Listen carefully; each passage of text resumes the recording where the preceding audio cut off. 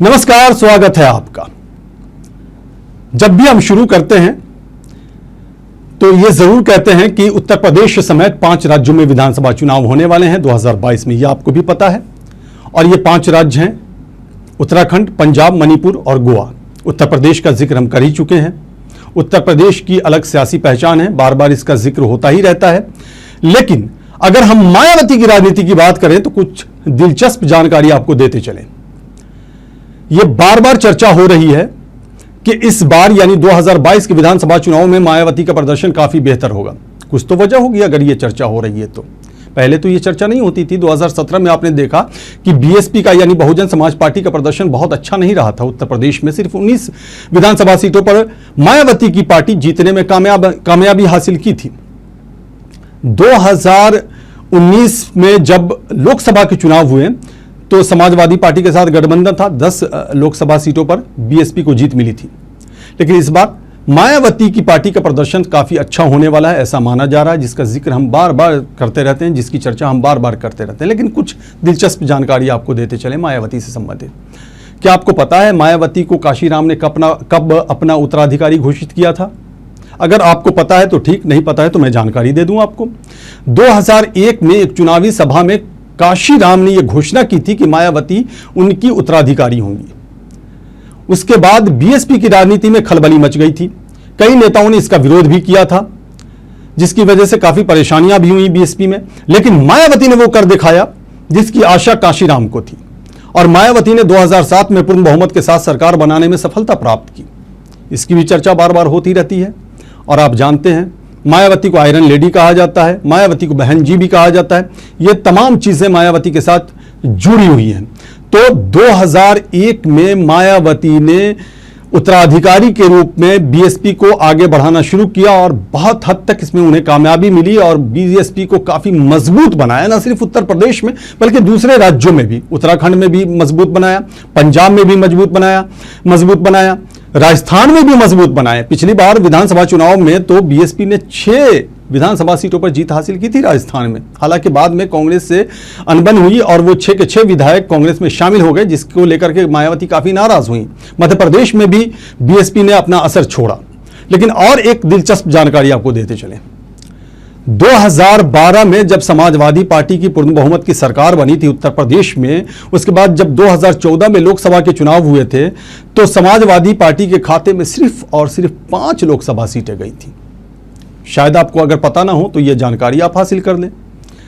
लेकिन 2007 में जब मायावती उत्तर प्रदेश की मुख्यमंत्री बनी तो पता है जब 2009 में लोकसभा चुनाव हुए तो क्या पोजीशन थी बीएसपी की? 20 लोकसभा सीटों पर बीएसपी को कामयाबी मिली थी। लेकिन इससे भी ज्यादा दिलचस्प आंकड़ा आपको बताते चले कि सबसे ज्यादा मत जो प्राप्त किया था वो बीएसपी ने प्राप्त किया था। बीएसपी के खाते में 27.42% मत आए थे।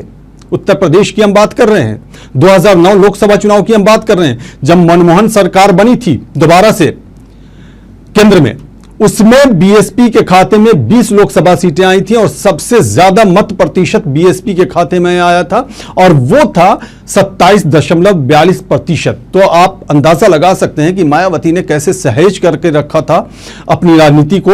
यानी कि 2007 के बाद 2009 में जब लोकसभा चुनाव हुए तो 2 साल का तकरीबन अंतर था, बावजूद इसके मायावती ने कोई आंच नहीं आने दिया और बीएसपी का जो कार्डर वोट था वो बीएसपी को तो मिला ही मिला, दूसरी तरफ से भी बीएसपी को काफी सारे वोट मिले। माना यह जा रहा है कि इसी तरह का प्रदर्शन इस बार भी दोहराया जाएगा। यानी 2022 में जब विधानसभा चुनाव होंगे तो मायावती इसी तरह का प्रदर्शन दोहराएंगी। इसी तरह से मायावती के बारे में यह कहा जाता है कि वो काफी जुझारू हैं। जब वो ठान लेती हैं तो वो पूरा करके छोड़ती हैं। वो पीछे मुड़ करके नहीं देखती, पीछे तभी मुड़ती हैं जब उन्हें यह लगता है कि पीछे मुड़ करके देखना चाहिए कि कहां हमसे चूक हुई है, यानी हमारी पार्टी से चूक हुई है, हमारी पार्टी के कार्यकर्ताओं से चूक हुई है। मायावती तब पीछे मुड़ करके देखती हैं। और जाहिर सी बात है, ये आपको भी पता है, जीत उसे ही मिलती है जो आगे की तरफ देख करके दौड़ता है, पीछे मुड़ करके नहीं देखता। मायावती की यह खासियत है। मायावती के बारे में एक और जानकारी देते चले, शायद ये आपको पता होगा कि वो देश की पहली महिला दलित मुख्यमंत्री बनने का उन्होंने गौरव प्राप्त किया था। वो पहली महिला दलित मुख्यमंत्री थी जो उत्तर प्रदेश में बनी थी। उसके बाद तो 4 बार बनी, जिसकी चर्चा हम लगातार कर रहे हैं। और उम्मीद यह की जा रही है कि 5वीं बार भी वो उत्तर प्रदेश की मुख्यमंत्री बनेंगी। ये कयास आराइयां जोरों पर हैं, ये अटकलबाजियां जोरों पर हैं और ये चर्चाएं जोरों पर हैं। मैं नहीं सिर्फ चर्चा कर रहा, मैं नहीं कह रहा, जो विशेषज्ञ कहते हैं, जो ग्राउंड से रिपोर्टें आती हैं, उसके आधार पर मैं हमेशा यह बात कहता रहता हूं।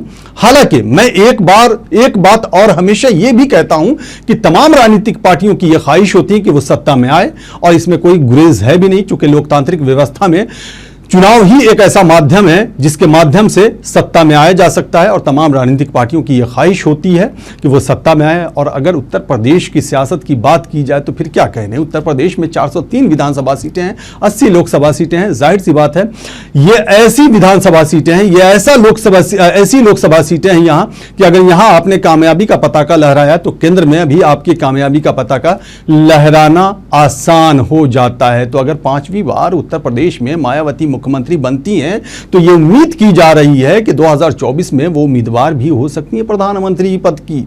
जी हां, विपक्ष की तरफ से अगर बात की जाए, कई सारे ऐसे नाम हैं, हालांकि अभी बहुत दूर की कौड़ी से कह सकते हैं आप, लेकिन चलिए, राजनीति में संभावनाओं का खेल खेला जाता है तो संभावनाओं पर चर्चा तो होनी ही चाहिए। और इसी संभावनाओं के सहारे तो राजनीतिज्ञ अपनी राजनीति को आगे बढ़ाने की कोशिश करते हैं, क्योंकि चुनाव तो 2022 में होने हैं। लेकिन आपने देखा कि किस तरह से चुनाव प्रचार भी तेजी से किए जा रहे हैं राजनीतिज्ञों की तरफ से, राजनीतिक पार्टियों की तरफ से, इसलिए चर्चा करना भी जायज है। देखिए आगे देखिए होता है क्या, बस इंतजार कीजिए। तो ये कुछ ऐसी उपलब्धियां थी मायावती की जो हमने आपके साथ साझा किया, आपके साथ शेयर किया। अगर आपको ये बातें पसंद आई हों तो आप इसे लाइक करें, शेयर करें, और अगर आपने हमारे चैनल को सब्सक्राइब नहीं किया है तो इसे सब्सक्राइब भी जरूर करें। इसी तरह से और बहुत सारी मायावती की उपलब्धियों के साथ हम आपकी खिदमत में हाजिर होते रहेंगे, आपके सामने उपस्थित होते रहेंगे और आप तक इस तरह की जानकारी पहुंचाते रहेंगे। हमें दीजिए इजाजत, नमस्कार।